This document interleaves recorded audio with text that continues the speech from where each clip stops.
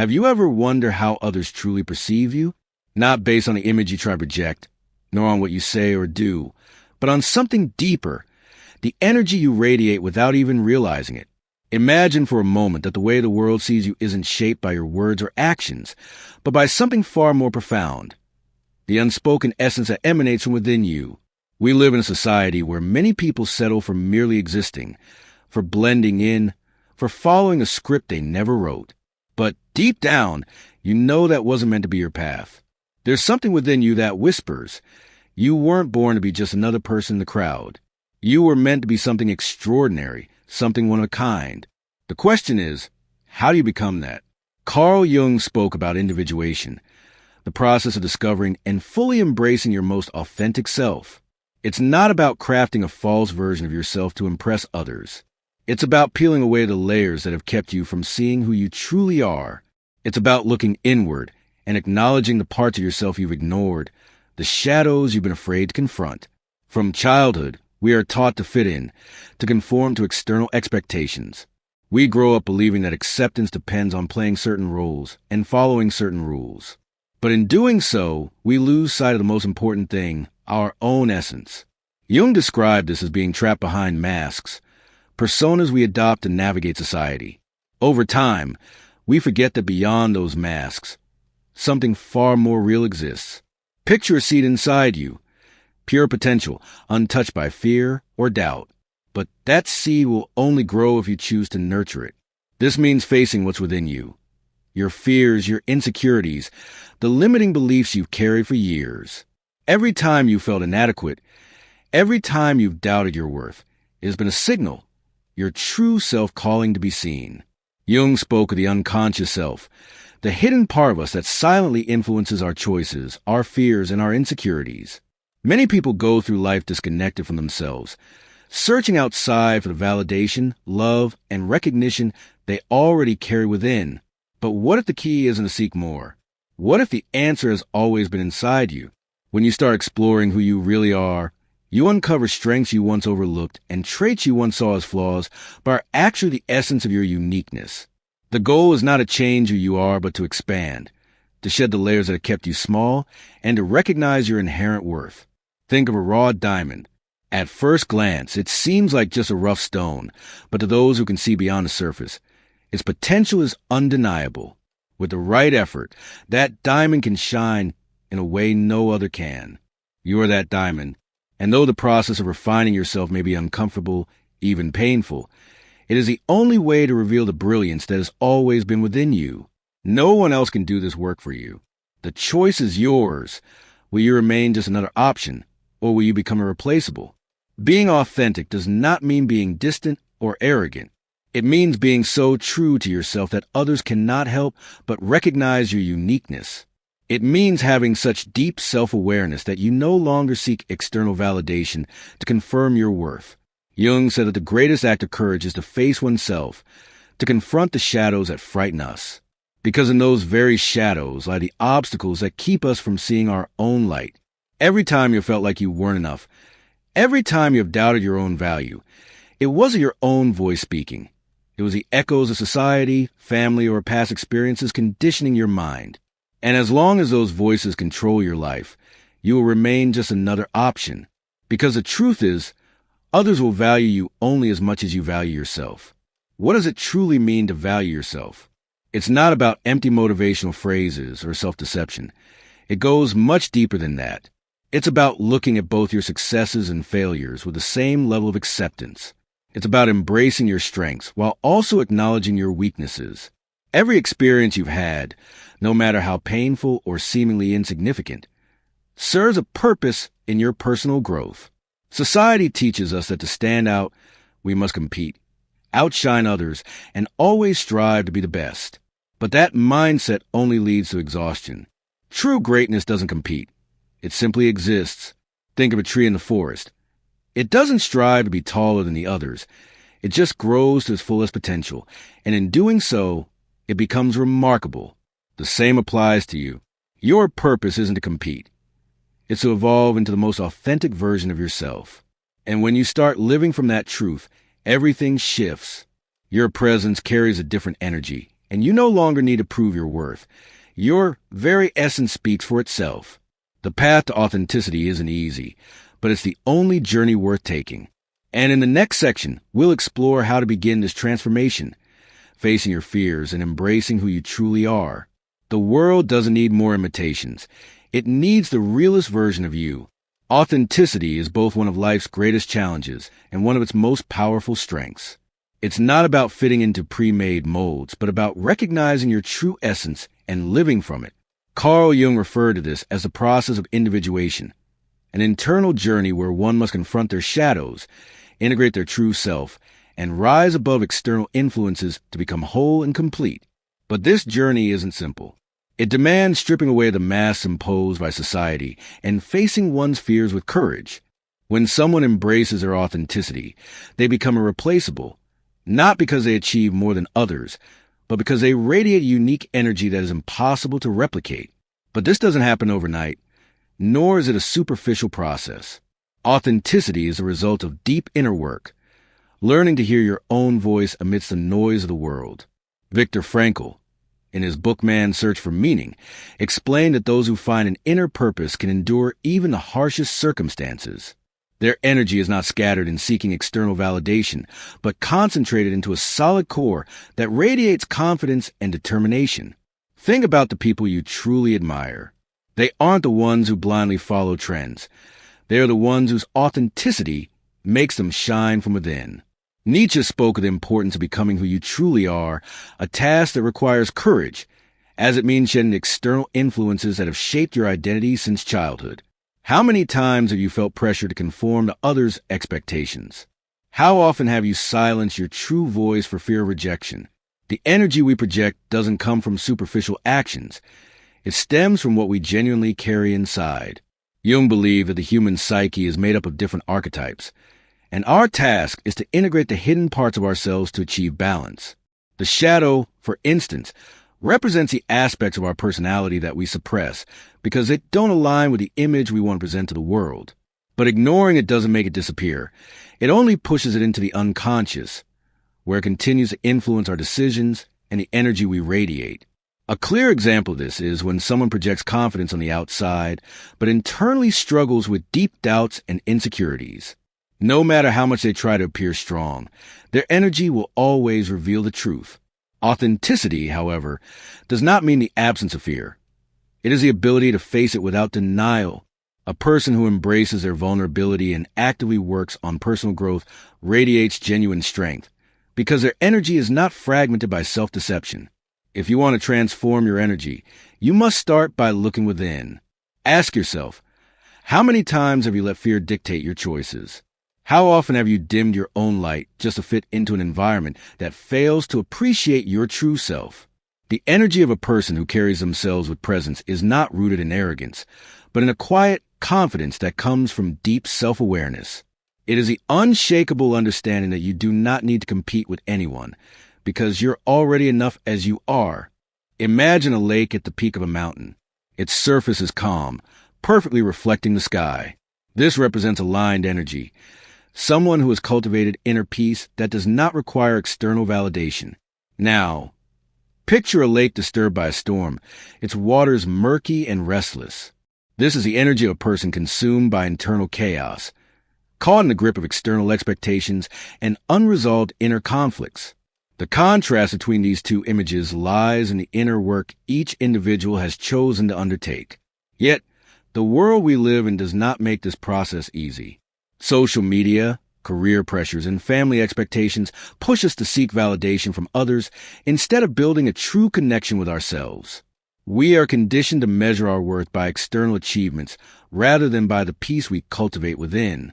However, the more we disconnect from our essence in an attempt to satisfy the outside world, the more we weaken our energy. Jung believed that the collective unconscious shapes our perception of reality. But true growth happens when we learn to separate our own voice from that of society.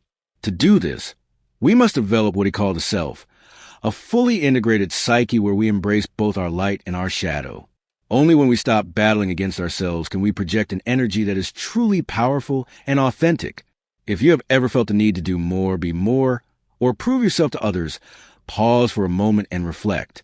True abundance is not something you acquire from the outside. It is something cultivated from within. The Eastern philosopher Lao Tzu once said, "When you realize nothing is lacking, the whole world belongs to you." This phrase captures the essence of internal transformation, the understanding that you are already complete without needing external validation. Imagine yourself as a river flowing effortlessly. The water does not try to control its course. It simply moves forward, knowing it will reach its destination. When we force things, cling to control, or chase approval, we block that natural flow.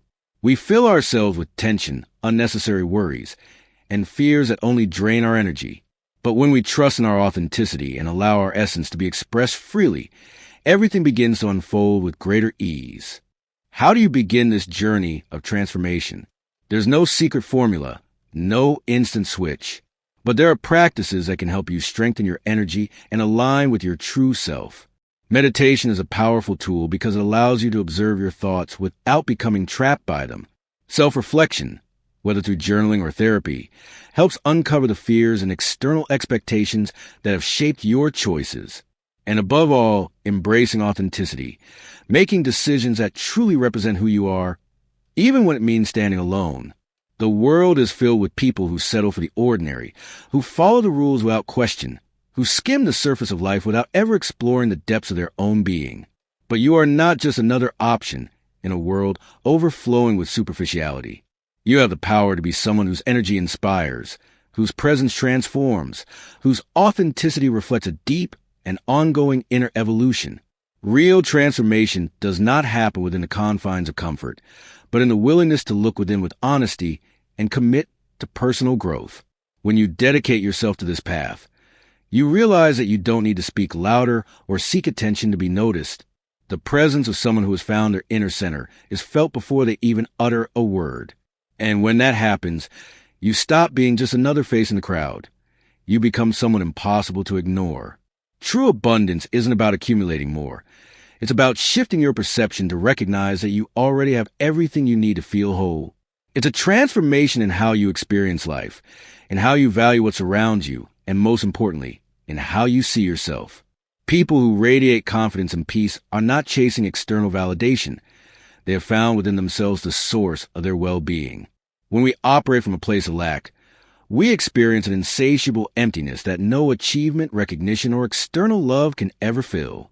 Seeking fulfillment from a place of need keeps us trapped in a cycle of endless dissatisfaction, where nothing is ever enough.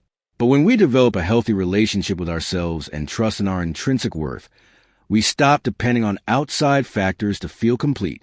Jung believed that many of our relationships are shaped by unconscious projections. For example, someone who constantly finds themselves surrounded by people who disregard their boundaries may, on some level, believe they don't deserve respect. But as self-worth is cultivated, these projections begin to fade and relationships naturally shift. In other words, by healing internally, we reshape the external world around us. History is filled with individuals who chose authenticity over conformity and left an undeniable mark on the world. Teresa of Avila defied the societal norms of her time, prioritizing spiritual connection over expectations. Gandhi recognized that true social change could only arise from inner transformation. These examples remind us that when someone chooses themselves with courage, they don't just improve their own life. They create a ripple effect that reshapes the world. Self-love is not a final destination, but a daily practice. Strengthening it involves setting firm boundaries. Not everyone deserves access to your energy. Learning to say no is an act of self-respect. It also means challenging limiting beliefs.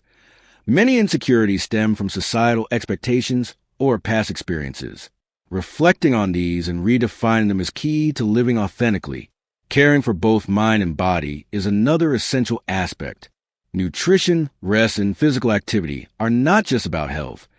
They are expressions of self-worth. Treating yourself with kindness sends a powerful message to your subconscious. You deserve well-being.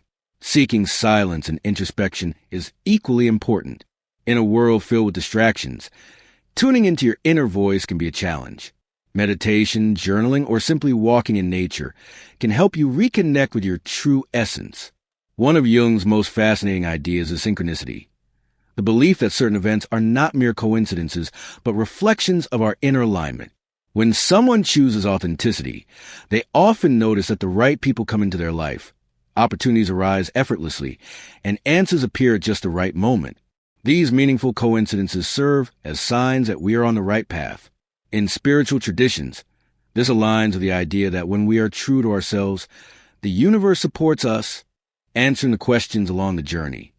If you ever wonder, how do I know if a relationship is good for me? Pay attention to how you feel after interacting with that person. Do they energize you or drain you? The answer lies in your emotions. How can I choose myself without feeling guilty? Remember, prioritizing yourself is not selfish. It ensures you can give your best to others. What if I lose people along the way? You never lose those who truly value your essence. You only release relationships that were never aligned with you.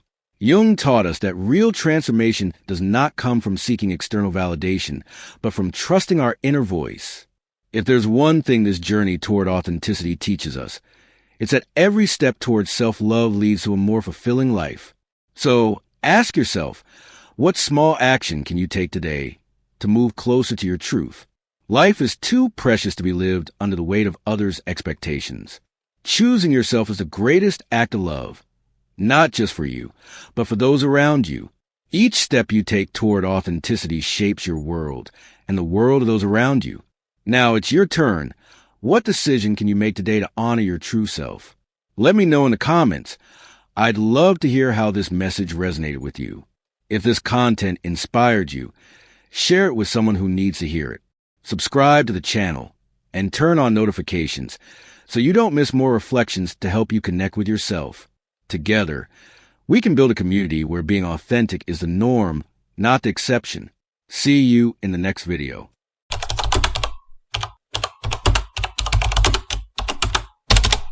What if true awakening wasn't about finding the light, but about walking straight through the heart of the darkness?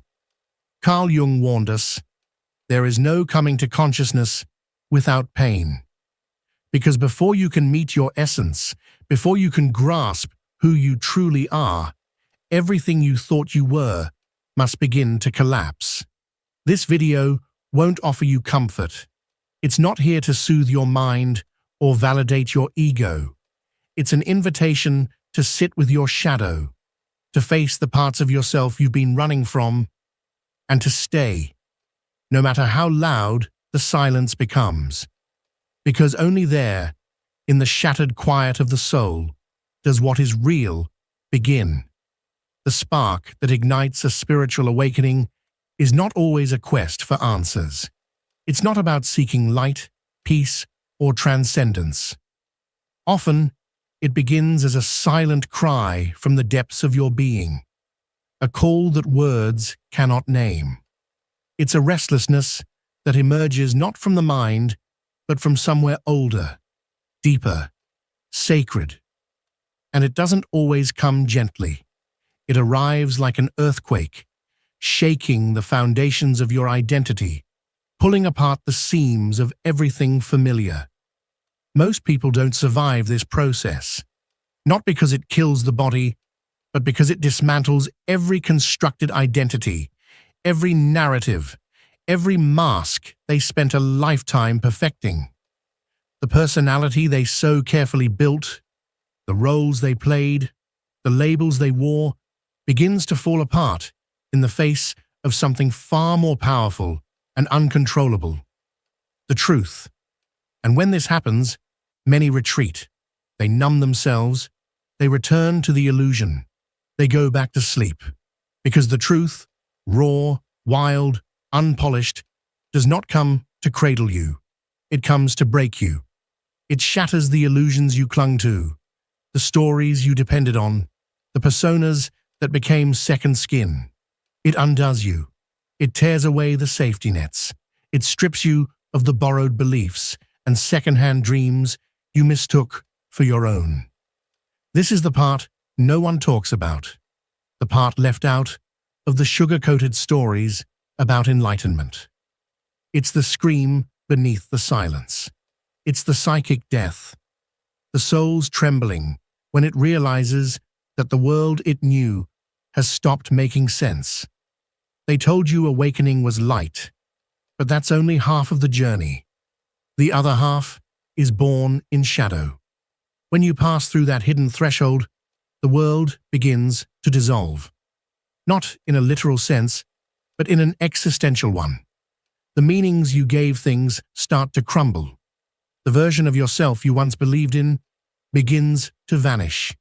Your gods, your ambitions, your beliefs, all the structures that held you, become hollow echoes in a chamber you no longer know how to live in. That's what Jung meant. There is no awakening without pain. Because awakening doesn't arrive wrapped in peace.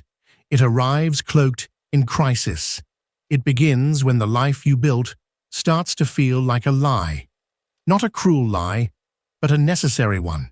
A scaffolding that once shielded you from truths you weren't yet ready to face. But now you are. Or at least some ancient part of you is. A buried, untamed, sacred part of you that refuses to fall back asleep. You can no longer unsee what you've seen. The dreams you chased now feel like they belong to someone else. The people who once felt like home now seem distant, as if you've drifted to a different frequency. The pleasures that used to excite you now taste like dust. And what remains is silence. A silence so profound, it drowns out the voice you used to call me. This is the death of the ego. And it's not a metaphor. It is a real and harrowing psychological death of identity. And if you resist it, the pain intensifies. If you fight it, it feels like madness. And even if you surrender, it will still tear you open. But within that tearing, you catch a glimpse of the eternal. That's why so many turn back. Because the old self doesn't die quietly. It screams. It bargains. It begs for survival. It tells you that this is just depression, that you're lost, that you're broken. And maybe you are, because the map you were given was never meant to lead you back to yourself. You were taught to fit in, to succeed, to follow the mold. But no one taught you how to be real. No one showed you how to descend. No one prepared you to turn inward and listen to the whisper of the soul beneath the mask. So yes, the descent feels like destruction. But in truth, it's a sacred invitation.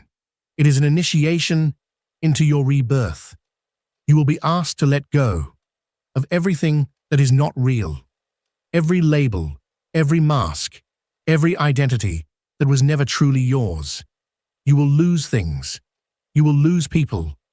You will lose versions of yourself you once thought were eternal. And you will have to let them go. Because if you cling to them, if you try to drag them into the new frequency, they will rot in your hands. Awakening doesn't offer you a better version of your old life. It burns that life to ashes.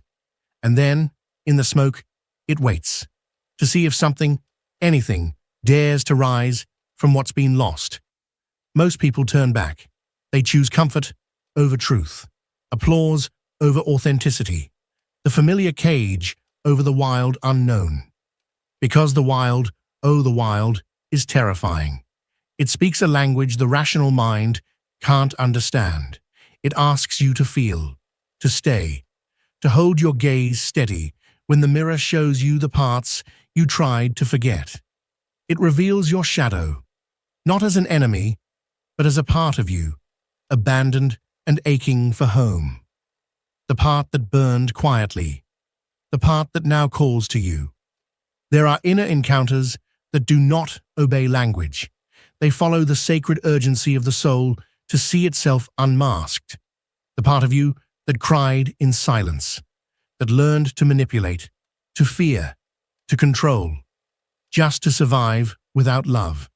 And yet, that same part is where your rebirth begins. Now, it asks to be seen, to be recognized. Awakening does not mean running away from that shadow. On the contrary, it means inviting it to sit beside you. It means looking it straight in the eyes, even when its language is cruel, even when it speaks through discomfort, through silence, through chaos. The shadow doesn't speak softly. It expresses itself through pain, through sabotage, through compulsions, through the destructive instincts that seem to tear apart the very things you hold most sacred. It lives in your jealousy, in your addictions, in your constant need to defend yourself. And as long as you continue to look away, to pretend it's not there, you will remain trapped, looping endlessly in the same patterns, in the same relationships, in the same fears. What most people fail to understand is that awakening is not the end of suffering. It is the conscious beginning of facing it, truly facing it, with raw honesty, with open eyes, with your soul stripped bare. That's why very few ever truly cross the threshold, because awakening doesn't ask for something small. It demands everything. It demands your grief, your fury, your silence. It requires your willingness to be reborn with no guarantees, with no certainty of who you will become on the other side. It asks you to die while still breathing, to lose your mind in order to find your soul, to watch the scaffolding of your identity collapse and still say, yes. And in that yes, everything begins. This descent doesn't require your strength. It requires your surrender. And that's what terrifies the ego most, because the ego was built to control what you feel, what others see, the story you tell yourself. It was forged in a world that punishes vulnerability. But your soul did not come here to merely survive. It came to transform. And every true transformation requires a breaking down. You must shed the armor, unravel the stories, dismantle the structures that once told you who you had to be. Only then can something real emerge, not something born from fear, but something born from essence. And essence doesn't shout. It doesn't demand. It waits. It waits patiently, silently, for the noise to settle, for the masks to fall away, for the mind to exhaust itself with its endless spinning. Then, and only then, it whispers, not in words, but through a deep, unmistakable yearning, a longing for something more. Not more success, not more approval, something more real, more honest, more alive. And that longing, don't mistake it for weakness. Don't label it as depression or dysfunction. It is the call. It is the sacred signal that you're ready to leave the lie behind. But here lies the brutal truth. Most people hear that call and pretend nothing's happening. They smother it with achievements. They drown it in distractions. They numb it with routine. Because answering that call means losing the world you built on sand. And no one warns you just how lonely that first step can be. The first stage of awakening is not beauty. It is exile. Exile from the familiar. Exile from your socially accepted self. Exile from the system of validation you didn't even realize you depended on. And in that exile, you will ache to return. You'll miss the numbness, the predictability, the comfort of pretending. But something inside you won't allow it, because once you've seen the truth, you cannot unsee it. Once you've felt the weight of your soul, you cannot go back to floating on the surface. So you begin to wander, through sleepless nights, through mornings stained with tears you can't explain, through relationships that suddenly feel empty, even if no one did anything wrong. You're not broken. You are in the in-between, the space between what you once were and what has not yet emerged, the cocoon, the void, the liminal zone where the old has died and the new hasn't taken root yet. It's a terrifying place, a sacred one. And it is there that your soul begins its deepest work. There, the shadow steps in closer. It is no longer satisfied with being ignored. It appears in every reaction, in every wound that rises from the depths like a buried scream, echoing across the years. And only when you face it without judgment, with compassion, with surrender, does the transmutation begin. Not from perfection, but from authenticity. Not from control, but from truth. And yes, you will want to run. Of course you will. You were taught to escape pain, to patch it up, to spiritualize it, to silence it with affirmations and fake positivity. But awakening is not escape. It is confrontation. It is staring directly into the mirror of your own fragmentation and refusing to look away. You're not being asked to avoid pain. You're being asked to feel it, to sit with it, to let it move through you, to let it show you what comfort never could. And slowly, something shifts. You begin to realize that pain was never the enemy. It was the doorway, the crack in the armor, the fracture through which light could finally pour in. You begin to understand that anger, sadness, fear, they were never broken parts. They were hidden messengers, each carrying a piece of your truth. And as you listen to them, something softens inside you, something ancient. You start to feel what you maybe haven't felt in years, or perhaps ever. Compassion, not just for others, but for yourself, for the child you once were, who was never held the way they needed, for the teenager who built armor just to survive, for the adult who mistook productivity for purpose. Now, you see all of it, without judgment, with tenderness, with awe, with a kind of grace that can only rise from the ashes of self-abandonment. And in that grace, everything begins to shift. You no longer need to prove anything. You no longer need to be perfect. You no longer need to heal in order to be worthy, because you finally remember who you are beneath it all. And that memory changes everything. You begin to understand that awakening was never a race toward a better version of yourself, but a return to honesty.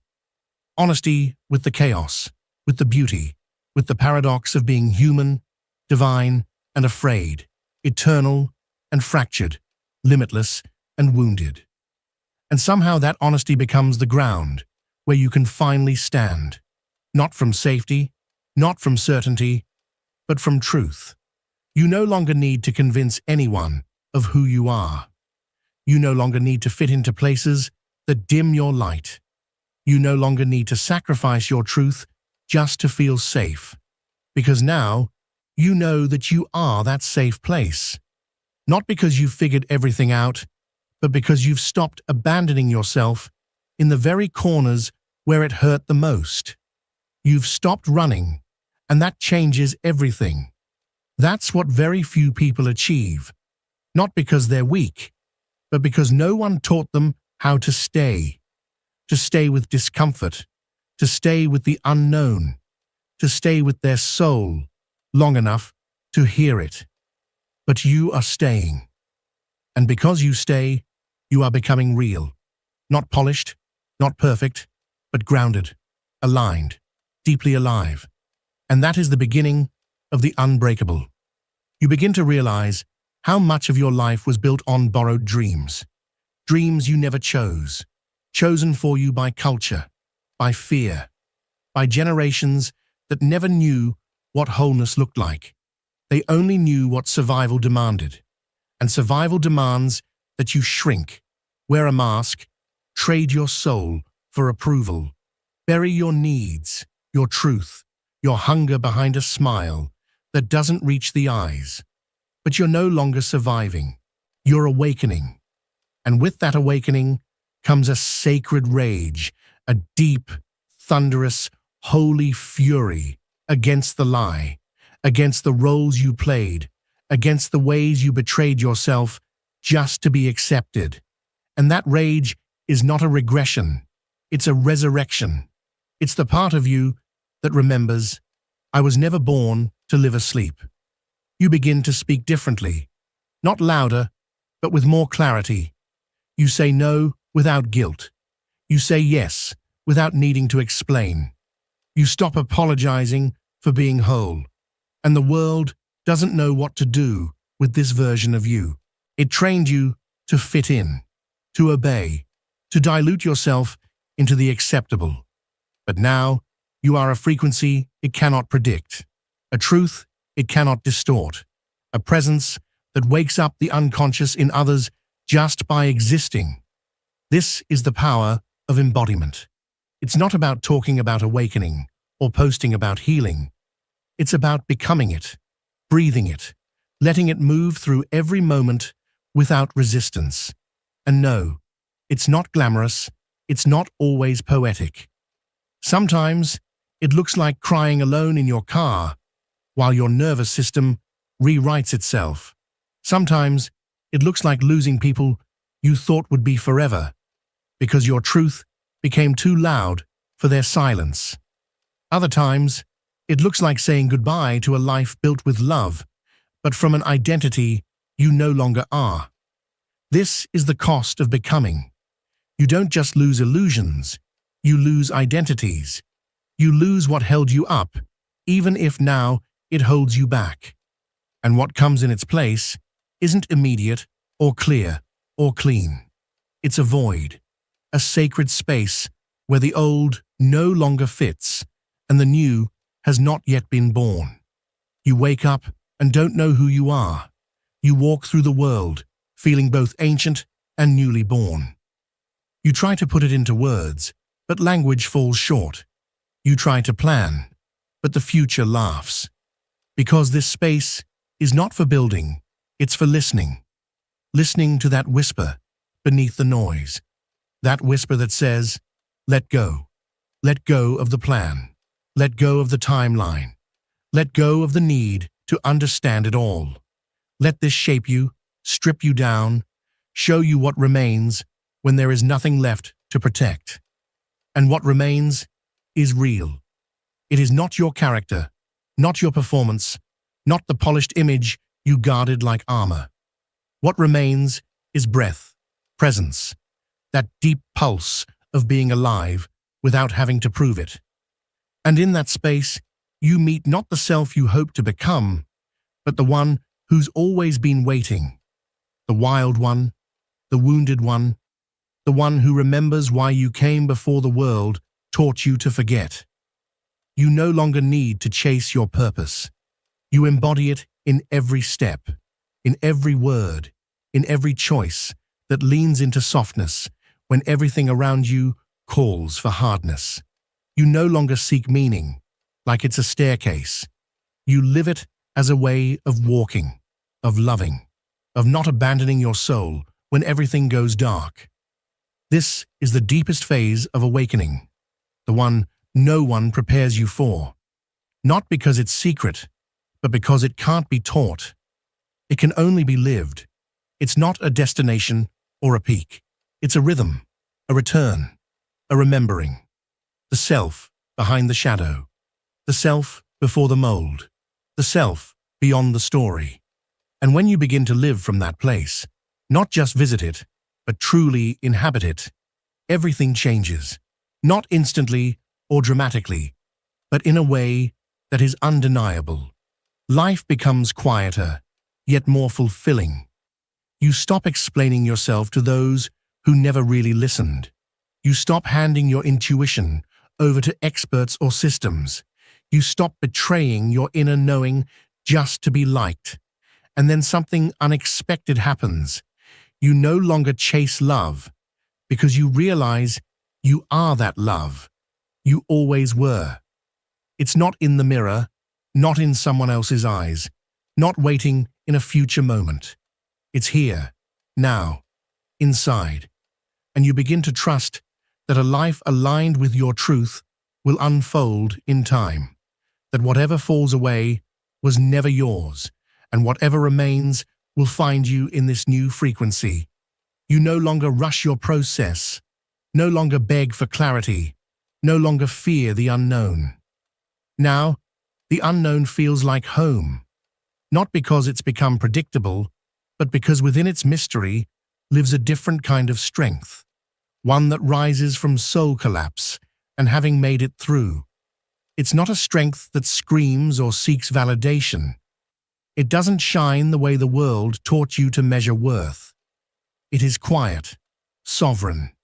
It's the strength of someone who has remembered who they are without needing to be seen. Because when you die to everything that wasn't real, what remains is unbreakable.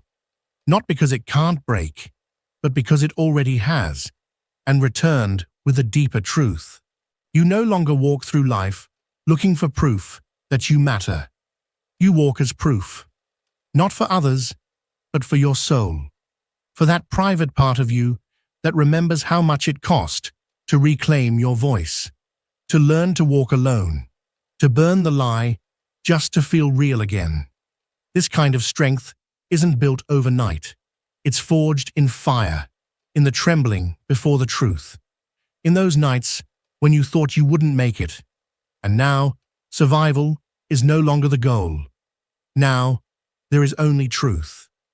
Your life feels simpler now, not because it's easier, but because you no longer spend energy trying to be someone you're not. You no longer form bonds from fear of being alone. You no longer sell your time for approval. You no longer dilute your depth to be accepted. You've come to know yourself too well to pretend again. And what once seemed like a curse, exile, disappointment, silence, now feels like grace, because it led you here, to this stillness, this truth, this inner sanctuary that no one outside of you can give or take away.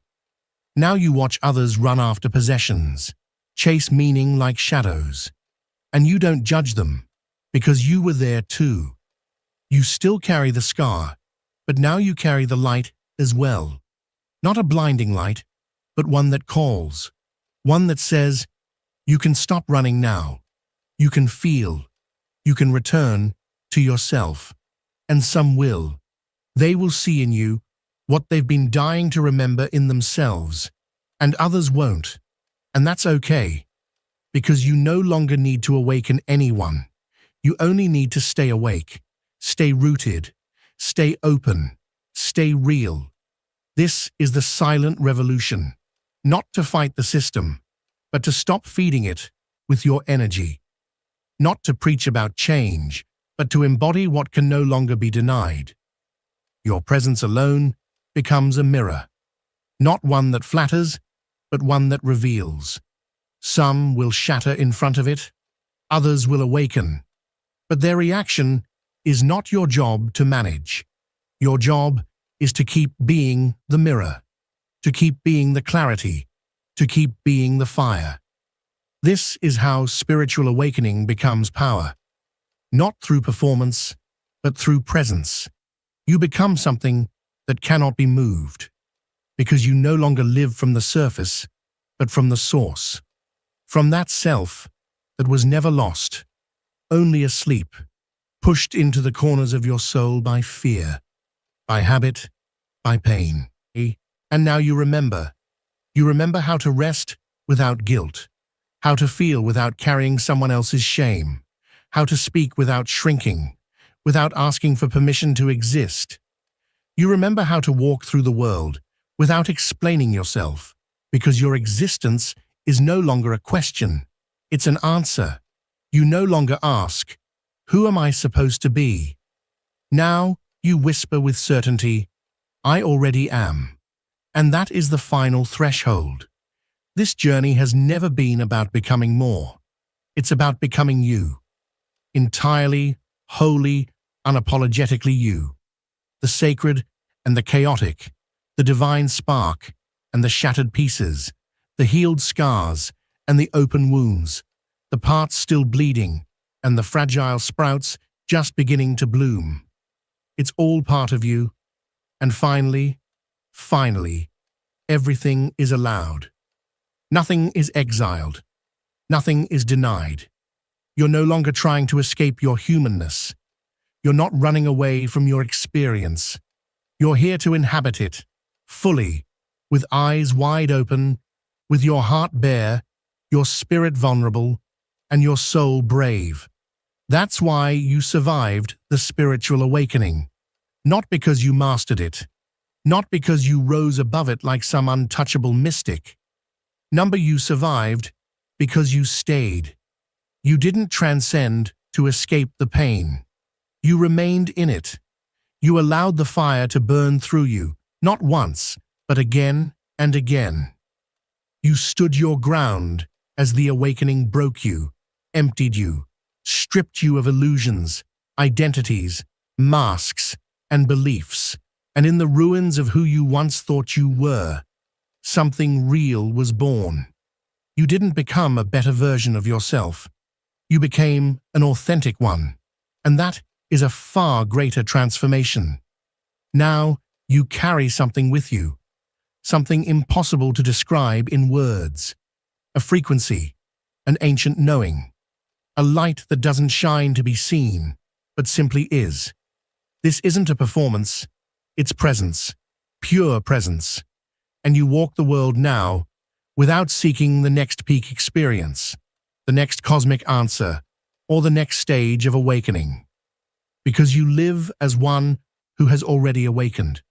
This is the space very few ever reach, not because they are incapable, but because they turn back too soon. They get close, they feel the fire, and then retreat. But you didn't. You didn't run. You turned inward. You walked into your own depths. You faced the shadows, the ghosts, the echoes, and the silences. And in that journey inward, you found something unexpected. You found home, inside yourself. So now, you don't walk through life chasing something. You walk to radiate. You don't move to prove anything to anyone. You move because you are. You are being. And in your presence, others feel something different. Not through your words, not through your actions, but simply by being near you. They feel that indescribable essence that only emanates from someone who has touched the fire and, against all odds, chose to stay. And that choice, that sacred choice, changes everything. If this message resonated with you, don't leave like nothing happened. Subscribe to the channel, turn on the notification bell, and dive into the other videos. We're not here for surface-level change. We're here for real transformation. This space is not for everyone. It's for those who are ready to leave behind the programmed, the passive, the conditioned version of themselves, and step fully into their awakening. So if you're still here, if you feel that shift within you, don't just watch, commit to the journey. We're just getting started.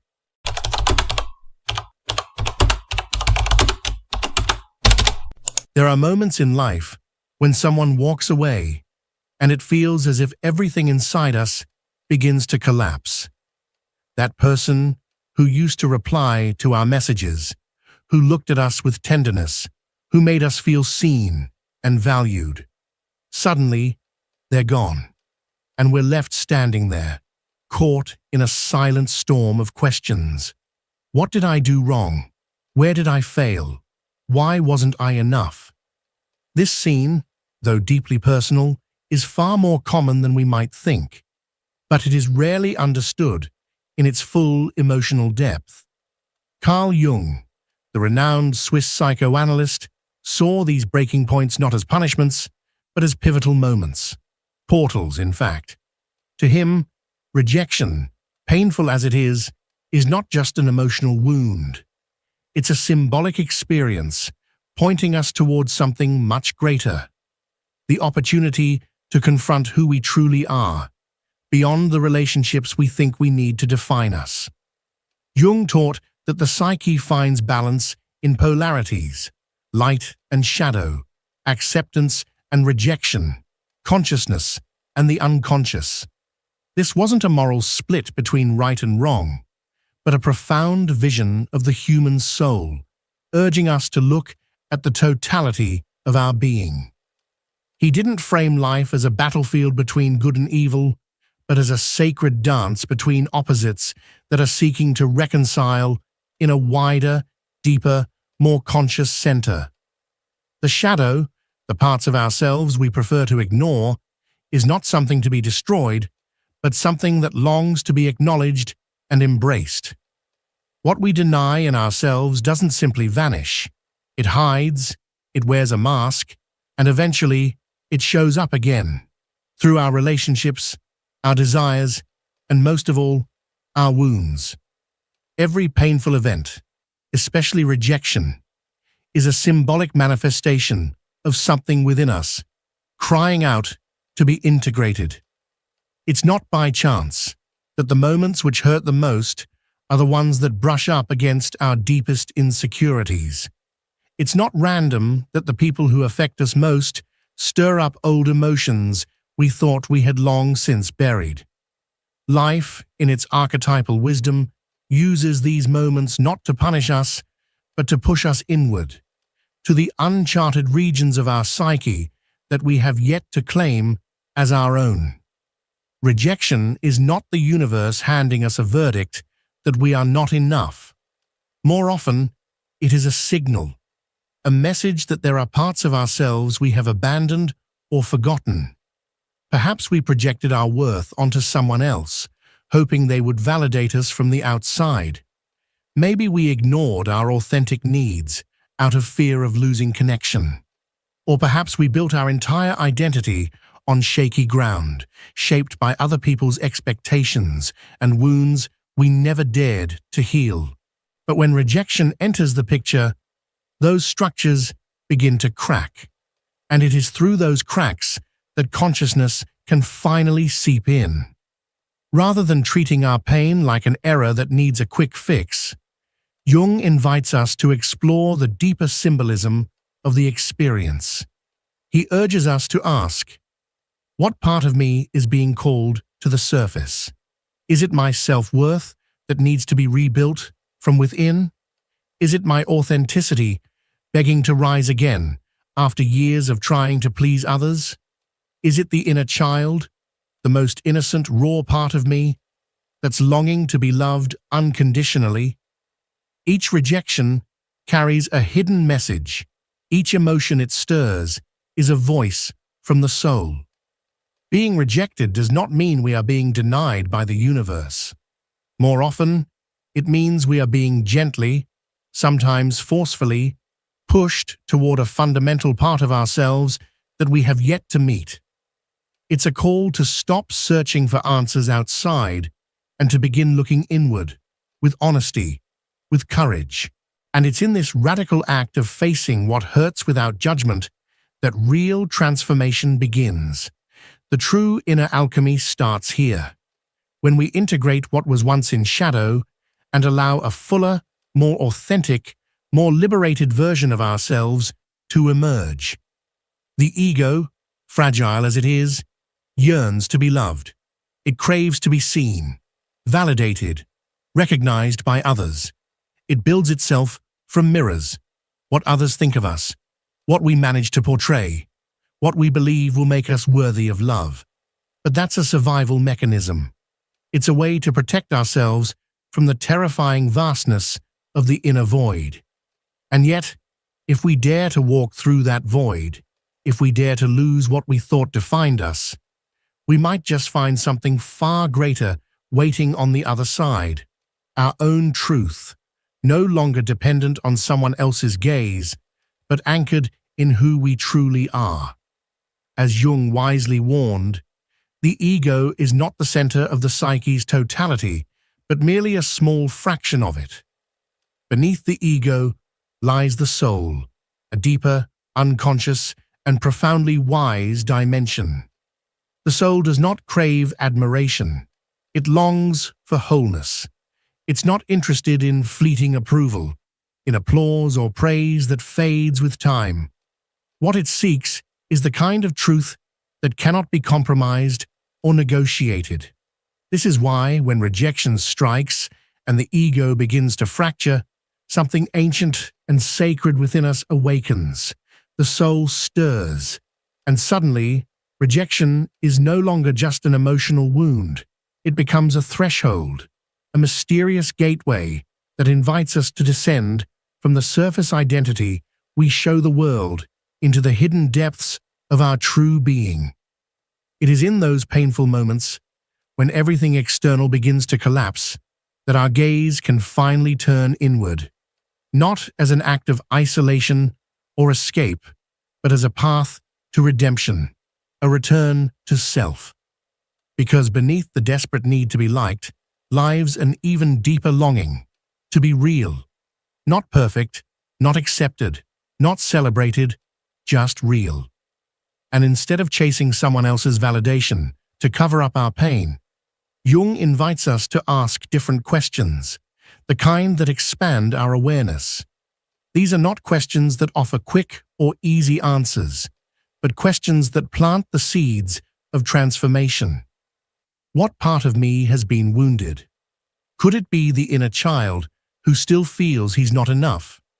Perhaps it's the carefully crafted image I've worked so hard to build, the one designed to make me likable. Maybe it's the yearning for belonging, which once again was met with a closed door. To recognize which part of us has been hurt is not a weakness, it is clarity. It is the first honest step in a healing process that can only begin in truth. What image of myself is now falling apart? Is it possible that the pain of rejection isn't just about what I've lost externally, but about what has crumbled internally? Maybe I believed that if I was good enough, if I was perfect, if I adapted to others' needs, I wouldn't be abandoned. Maybe I created an ideal self, a false version of who I thought I needed to be. And now, in the face of pain, that illusion is showing its cracks. But this collapse is not only necessary, it is sacred. Because only when the illusion of who we think we are dies, can the truth of who we really are begin to emerge. And within that process comes a crucial question. What part of me have I been sacrificing for the sake of fitting in? What quality within me am I no longer willing to betray just to be accepted? Here lies the hidden gift of rejection. Deep inside the wound, there's a force yearning to be born, a truth that no longer wants to be silenced for the sake of love, a sense of worth that refuses to be tied to others' approval. This kind of realization doesn't come all at once. It arrives slowly, gradually, but when it does, it liberates. We begin to reclaim ourselves. We become whole. Not because the world suddenly accepts us, but because we stop giving ourselves away in fragments. Rejection, then, ceases to be the end of a story. It becomes the beginning of a homecoming. A return to that inner home where we no longer beg for a place to belong because we've remembered something essential, our innate right to exist with dignity. Becoming someone others don't want to lose is not about seduction, manipulation, or emotional tactics. It's not about refining an image or polishing ourselves into something more desirable. It's not about collecting charming gestures or learning how to please others better. The real work, the deep, sacred work, is becoming someone we ourselves don't want to lose. And that journey begins the moment we stop running from rejection and start listening to what it's trying to show us. In Carl Jung's vision, much of what we do to be noticed, desired, or validated is nothing more than a superficial game played by the ego. The ego is endlessly chasing applause, clinging to recognition, desperate to be someone in the eyes of others. But the soul doesn't care for any of that. The soul longs for something much deeper. It yearns for wholeness, not approval. And that's why the real journey isn't about making others love us more, but about learning how to never abandon ourselves again. True transformation begins not when others finally see our worth, but when we decide to stop begging to be seen. Becoming truly unforgettable has nothing to do with the desire to be needed. It's born from the courage to become indispensable to oneself, to choose a life that isn't built on the fear of abandonment, but on the fullness that arises when we truly inhabit ourselves.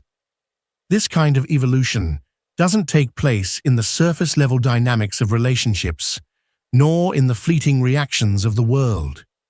It unfolds in the deep, sacred silence of the soul, in that inner territory where one begins to reconstruct oneself from the roots, not in order to please, not to fit into an external mold or satisfy an inherited ideal, but to be true, to become who one really is. When someone achieves this, when they build themselves upon the foundation of inner solidity rather than on the shaky need for approval, something shifts. Even the way the world perceives them changes. That person is no longer seen as someone waiting to be completed. They are seen as someone who has already found themselves. And that is what draws others in, not with an urge to possess, but with the impossibility of ignoring something so real. Those who become irreplaceable don't do so because they meet everyone's expectations. They become irreplaceable because they have descended into the depths of their own being and returned with a fire that only authenticity can ignite. It's visible in their eyes, in the way they walk, in the serene strength they carry, unafraid to be alone. There is something profoundly magnetic about a person who has transformed their wound into alchemy and their solitude into creative power.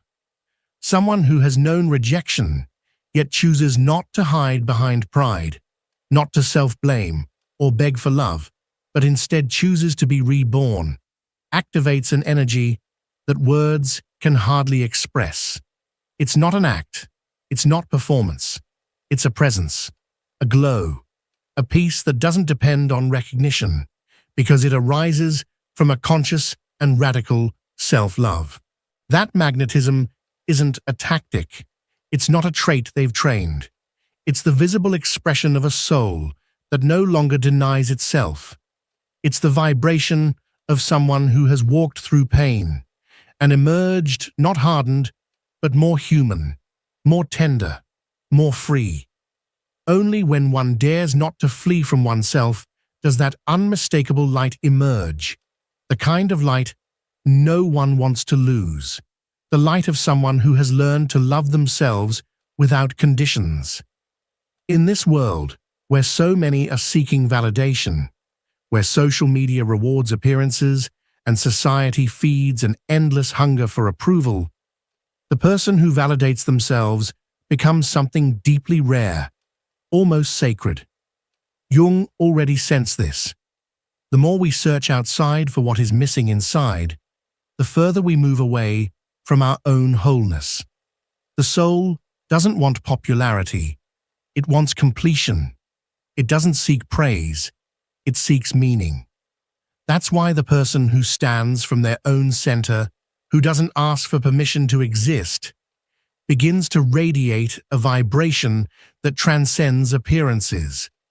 The person who no longer needs to belong in order to feel complete is no longer at the mercy of emotional tides. They stop trading their values for acceptance. They no longer shrink to avoid discomfort.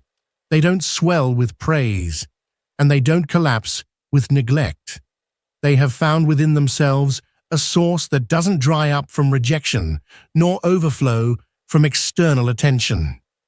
That kind of inner stability is a miracle in our time, because in a world hypersensitive to the gaze of others, being free from judgment is revolutionary.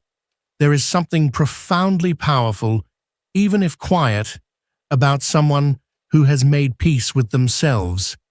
They don't need to speak much, or persuade, or use strategies to attract.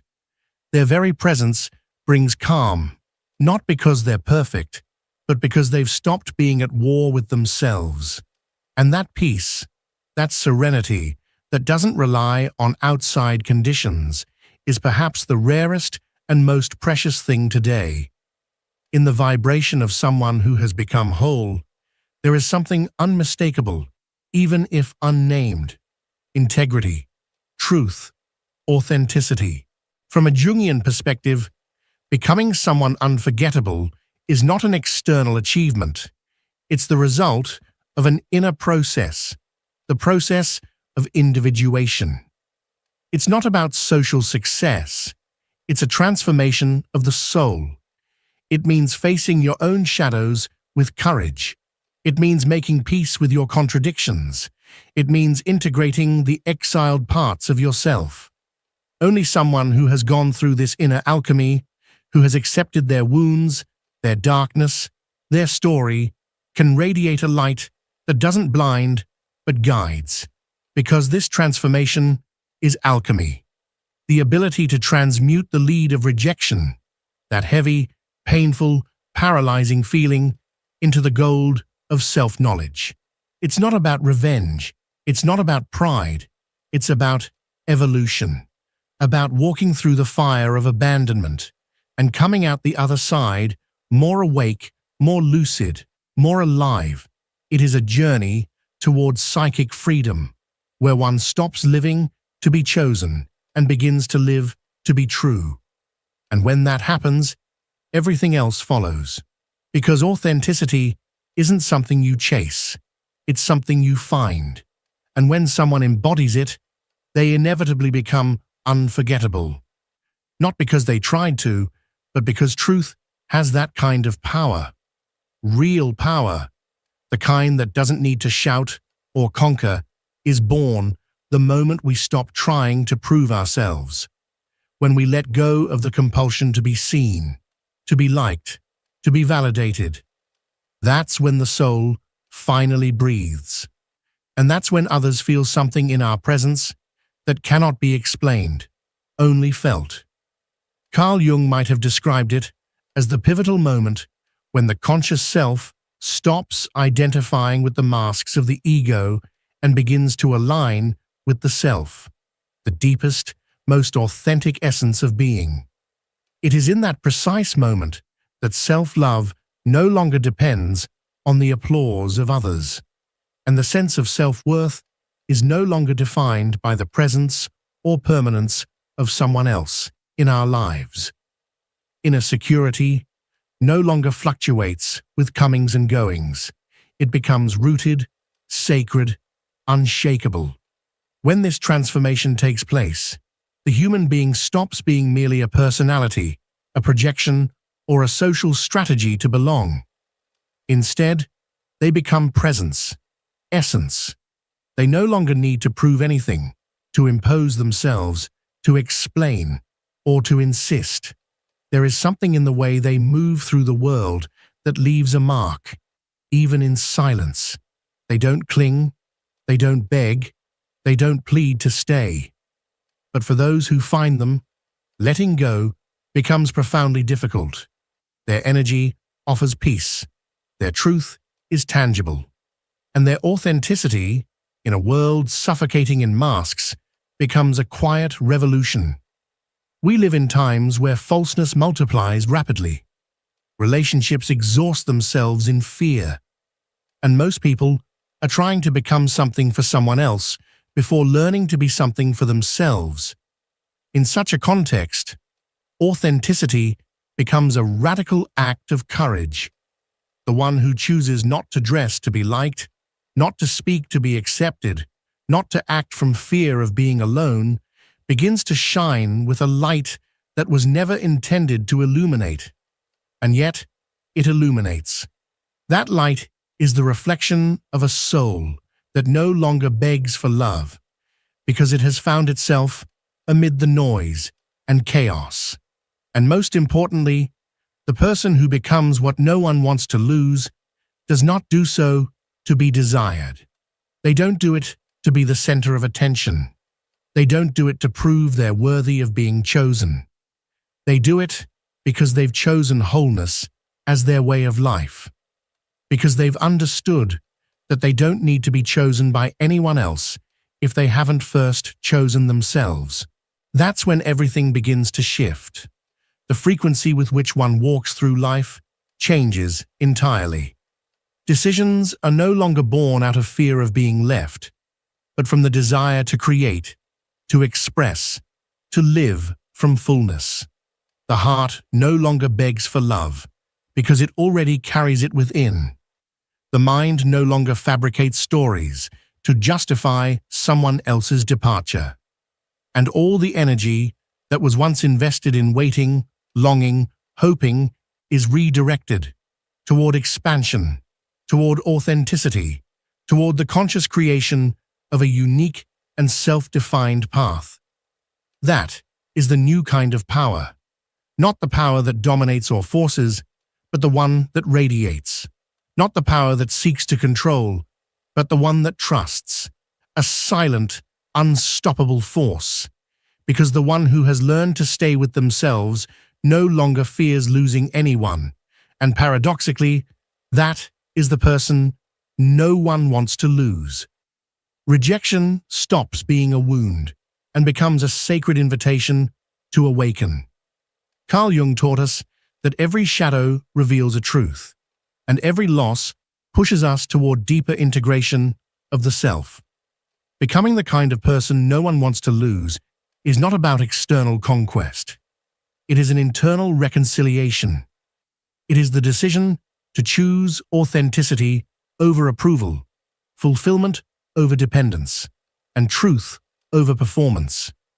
In a world oversaturated with appearances, the person who validates themselves from within shines with a power that cannot be imitated. They do not seek to stay in anyone's life. They stay in their own.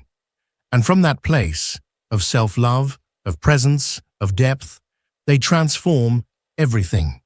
They turn energy into magnetism, pain into power, and solitude into absolute freedom. Because the soul does not want to please. It wants to be whole, and whoever becomes whole becomes unforgettable. So remember, when you choose to be yourself in a world that constantly invites you to pretend, you become a beacon of authenticity, a soul that shines effortlessly. You are not here to beg for love. You are here to be love. You didn't come to fit in. You came to awaken. And when you choose yourself above all else, the entire universe begins to rearrange itself in your favor. If this reflection resonated with you, subscribe to the channel to continue exploring together the profound wisdom of Carl Jung and the transformative power of the inner self. Activate the bell so you don't miss any content that nourishes your soul, and share this video with someone who needs a reminder that wholeness begins from within. See you on the next journey to the depths of you.